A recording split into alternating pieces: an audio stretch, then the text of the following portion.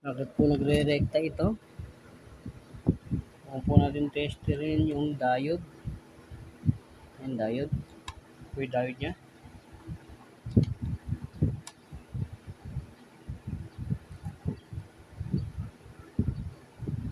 Yan, okay naman po. Hindi naman po shorted yung diode. Yan, hindi naman po shorted yung diode. Yan po, mukhang natignan na rin po talaga. Natignan na ng iba. Yan.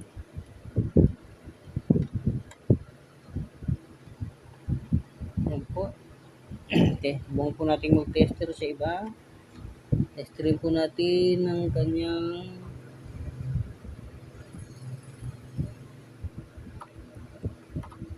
regulator. Yan. Po natin itong regulator niya.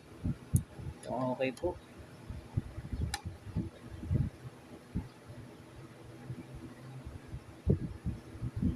Yan, nag-shorted nga po yata ito. Itong regulator niya nito. Yan, may shorted po tayo na detect.